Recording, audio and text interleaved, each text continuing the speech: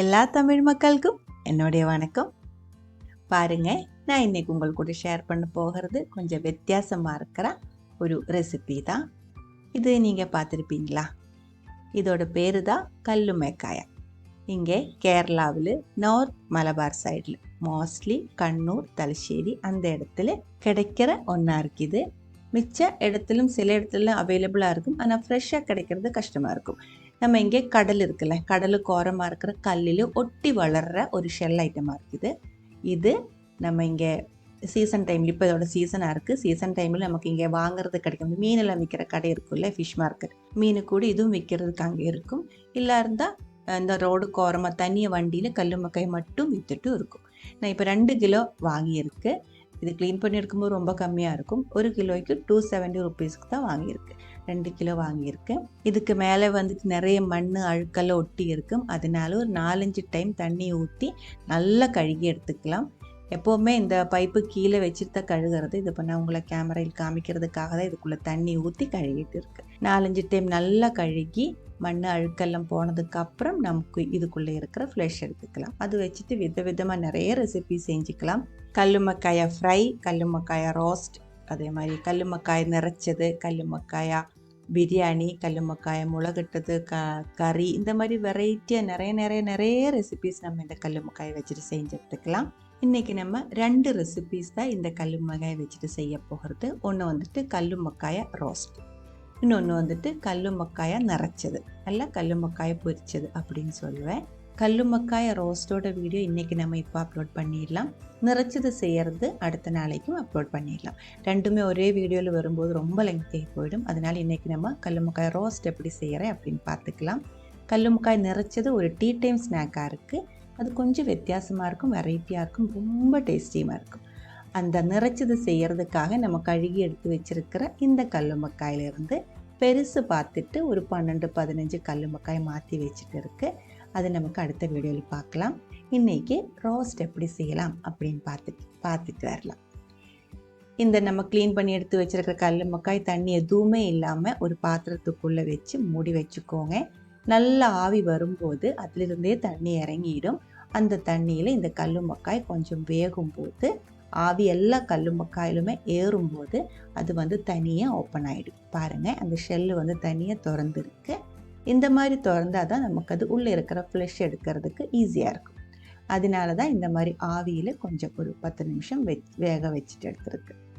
இது பச்சையாகவும் எடுத்துக்கலாம், ஆனால் இதே மாதிரி வேக வச்சு இதை ஓப்பன் பண்ணி எடுக்கும்போது நமக்கு ஈஸியாக எடுக்க முடியாது. அதனால தான் இந்த மாதிரி செஞ்சுருக்கு. தண்ணி எதுவுமே ஊற்ற வேண்டியதில்லை. நல்லா ஆற விடணும். நல்லா ஆற விட்டதுக்கு அப்புறம் நம்ம இதில் இருக்கிற ஃப்ளஷ் ஒன்றா எடுத்துக்கலாம். இது பாதி திறந்து இருக்கிறதுனால மறுபடியும் நம்ம இதை ஓப்பன் பண்ணுறதுக்கு ஈஸியாக இருக்கும். கையிலே எடுத்துக்கலாம். ரொம்ப பலமாக இருந்தால் ஒரு கத்தியில் ஸ்பூன் வச்சுட்டு கூட எடுத்துக்கலாம். இது பாதி வெந்ததுக்கப்புறம் பாருங்கள், ரொம்ப சின்னதாக போயிடுச்சு, சுருங்கி இருக்குது. அது ஒரு ஸ்பூன் வச்சுட்டு எடுத்துக்கலாம். ஒரு சைடு ஒட்டி இருக்கும், கொஞ்சம் அந்த ஷெல்லு மேலே ஒரு சைடு கொஞ்சம் பலமாக ஒட்டி இருக்கும். அது நம்ம ஒரு ஸ்பூன் வச்சுட்டு கத்தி வச்சுட்டு எடுத்துக்கலாம். இது ஆவியில் வேக வைக்கும்போது இதுக்குள்ளே இந்த கல்லுமக்காயில் இருக்கிற கொஞ்சம் சத்தை இறங்கி இருக்கும். அந்த சத்தை நீங்கள் ரோஸ்ட்டு செய்யும்போது அதுக்குள்ளே ஊற்றி செஞ்சால் இன்னும் குணமாக இருக்கும், ரொம்ப ஹெல்த்தியுமாக இருக்கும். ஆனால் இப்போ இந்த டைம் நான் அது எடுக்கலை. என் அம்மா எல்லாம் அந்த மாதிரி ஊற்றிட்டா கறி ரோஸ்ட் இதெல்லாம் செய்யும். நல்லா ஆறினதுக்கப்புறம் ஷெல்லிலிருந்து எல்லா கல்லுமக்கையுமே நம்ம இப்போ பாத்திரத்தில் மாற்றியிருக்கு. இதுக்குள்ளே பாருங்கள், இந்த மாதிரி நூல் மாதிரி ஒன்று இருக்கும், கொஞ்சம் கட்டியாக இருக்கிற நூல். அது நம்ம எடுக்கணும். அது சில பேருக்கு வயிற்றுக்கு சேராது, வயிற்று வலி வந்துடும். அதே மாதிரி இதுக்கு சைடில் ஒரு கருப்பு கலர் ஒரு வேஸ்ட் இருக்கும். அந்த வேஸ்ட்டும் நம்ம கட் பண்ணி எடுக்கணும். அதே மாதிரி இந்த கல்லில் ஒட்டி வளர்கிறதுக்காக சகிரி மாதிரி ஒன்று இருக்கும். அது நம்ம அந்த ஷெல்லு கோரமாக இருந்து எடுக்கும்போது அது போயிடும். அது போகலை அப்படின்னா மறுபடியும் நம்ம அதுவும் கட் பண்ணி க்ளீன் பண்ண வேண்டியது இருக்கும். எல்லா ஹோட்டல்லையுமே இந்த மாதிரி இந்த அளவுக்கு க்ளீனாக செய்கிறதில்ல. வேஸ்டெல்லாம் அதுக்குள்ளே வச்சுட்டு தான் ஃப்ரை செய்கிறது எல்லாமே. நம்ம அது ஃப்ரை எல்லாம் வாங்கி சாப்பிடும்போது வேஸ்ட்டெல்லாம் இருக்குது அப்படின்னா நம்ம அது சாப்பிடாமல் மாற்றி வைக்கிறதா செய்யறது. அதே மாதிரி ரோஸ்ட்டு ஃப்ரை எல்லாம் செய்யும்போது ரொம்ப காஸ்ட்லியாக இருக்கும். சில டைமில் அந்த ரோஸ்டெல்லாம் வாங்கினா அதுக்குள்ளே ஒரு 6-7 பீஸு கல்லுமக்காய் தான் இருக்கும். மிச்சம் எல்லாமே கிரேவியாக இருக்கும், திக்காக இருக்கிற கிரேவி. நீங்கள் இது சாப்பிட்ருக்கான்னு எனக்கு தெரியல, சாப்பிட்ருந்தா கமெண்ட்ஸில் போட்டுக்கோங்க. எல்லாமே க்ளீன் பண்ணி ஃப்ரை செய்கிறதுக்காக எடுத்து வச்சுருக்கு. பாருங்கள், நம்ம இது வறுத்தெடுத்துக்கலாம். தேவையான அளவுக்கு உப்பு, ஒரு டேபிள் ஸ்பூன் அளவுக்கு காஷ்மீரி மிளகாய்த்தூள், கொஞ்சமாக மஞ்சத்தூள், 1/4 டீஸ்பூன் அளவுக்கு கரம் மசாலா பவுடர், இஞ்சி பூண்டு பேஸ்ட்டு, பெப்பர் பவுடர் இதெல்லாமே நம்ம வதக்கும் போது தான் சேர்க்கறது. வறுத்து மட்டும் ஃப்ரை தான் சாப்பிட்றேன் அப்படின்னு இதுக்குள்ளேயே சேர்த்து அதெல்லாம் மிக்ஸ் பண்ணி வறுத்தெடுத்துடுவேன். ஒரு பேனுக்குள்ளே எண்ணெய் ஊற்றி நம்ம ஃபிஷ் எல்லாம் ஃப்ரை பண்ணுற மாதிரி, மீனெல்லாம் வறுக்கிற மாதிரி இந்த கல்லுமக்கையும் நல்லா வறுத்தெடுத்துக்கலாம். இது கொஞ்சம் ரொம்ப அதிகமாக வேக வேண்டிய அவசியம் இல்லை. நம்ம ஆல்ரெடி ஒரு ஆவியில் கொஞ்சம் வேக வச்சுருக்கு. நம்ம மீனெல்லாம் சின்ன சைஸ் மீனெல்லாம் வேகிற அந்த ஒரு டைம் தான் ஆகும் இந்த கல்லுமக்கையும் வறுத்தெடுக்கிறதுக்கு.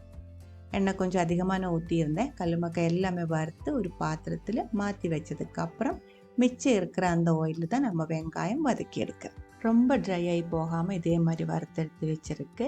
மிச்சம் இருக்கிற எண்ணெய்க்குள்ளே 3 பெரிய சைஸ் வெங்காயம், உங்களுக்கு மசாலா எவ்வளோ வேணுமோ அதுக்கு தகுந்த மாதிரி வெங்காயத்தோட அளவு அட்ஜஸ்ட் பண்ணி எடுக்கணும்.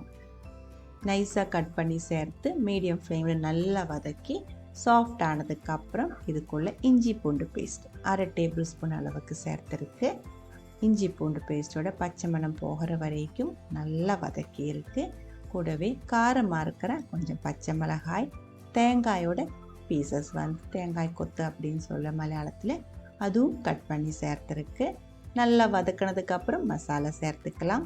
1 டேபிள் ஸ்பூன் அளவுக்கு கொத்தமல்லி பவுடர், 1 டீஸ்பூன் அளவுக்கு காஷ்மீரி மிளகாய்த்தூள், 1/2 டீஸ்பூன் அளவுக்கு சோம்பு பவுடர், 1/2 டீஸ்பூன் அளவுக்கு பெப்பர் பவுடர், 1/4 டீஸ்பூன் அளவுக்கு கரம் மசாலா பவுடர் எல்லாமே சேர்த்து பச்சை மணம் போனதுக்கப்புறம் கொஞ்சம் கருவேப்பிலையும் சேர்த்து நல்லா வதக்கி ஒரு தக்காளி, பெரிய சைஸ் தக்காளி அதுவும் கட் பண்ணி சேர்த்து ஒரு நல்லா வதக்கி நம்ம வறுத்தெடுத்து வச்சிருக்கிற கல்லுமக்காய் ஃப்ரை அதுக்குள்ளே சேர்த்து மிக்ஸ் பண்ணிடலாம்.